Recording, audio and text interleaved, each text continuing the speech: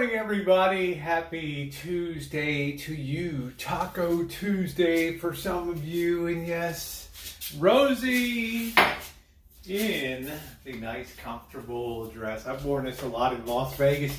It's a great thing to have over a swimsuit. You just take it off real easy, very nice.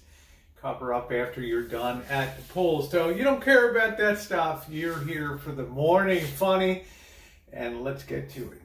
Let's get that cup of coffee going first. Yeah, I was laughing today. Changed up the morning format to have a little bit of laughs because in the world today, it's a pretty wild and woolly world. And I thought, what better thing to have than a laugh in the morning to give us a chance to get our day off to a good start or to keep our day on power glide, right, going forward.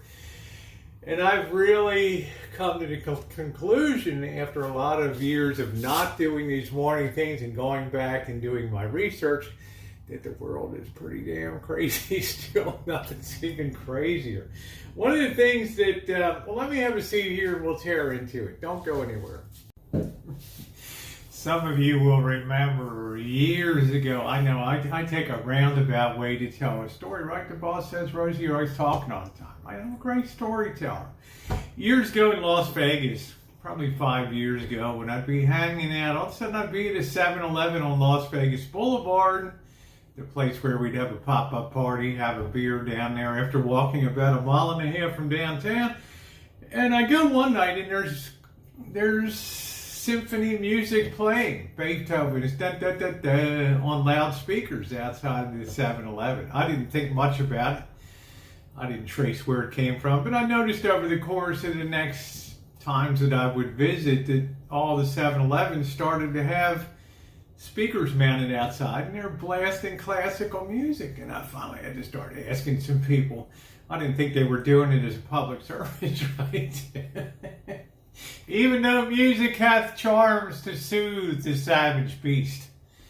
Right? Little did I realize it was a psychological operations to sort of drive people away, the equivalent of what like a high frequency plug-in thing that you see sold on the internet. It keeps the rats and mice away.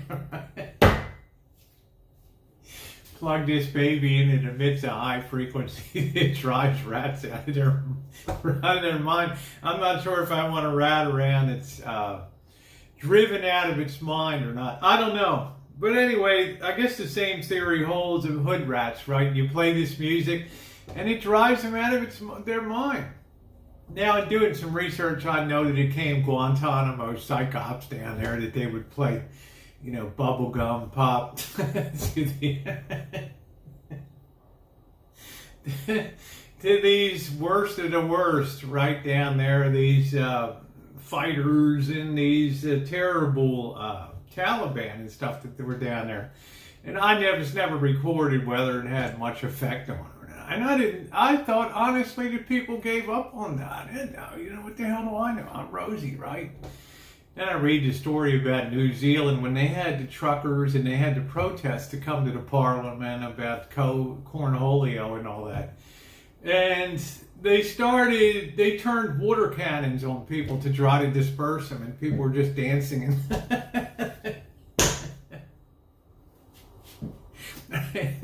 getting hit with 40-mile-an-hour blast of water. They're still happy, right? Keep it going. So that didn't work. That didn't disperse the crowds. And then they had the brilliant idea, when you put on music, maybe this will do it. So they started putting on the music, right? The Macarena, playing the Macarena. Oh, Macarena. Now, no doubt that drove some people the hell out of there. Who wants to hear that on the loop? Then they really stepped up their game. And they put a loop of Barry Manilow as great as his. Now you can imagine they're outside of government, house, whatever, parliament. And you're hearing Barry Manilow. Well, I can smile when you smile. Ooh. I would, if I'm the crowd, I'm more enraged, right? I'm going to tear down those speakers and stuff like that. And I thought to myself, damn, man, what about on the other side of the equation here? What about the artist whose music is being used as a blunt instrument in psychological operations? If I'm Barry Manilow, I'm thinking to myself, okay, I'm making money, yeah, but this is kind of like, am I that shitty?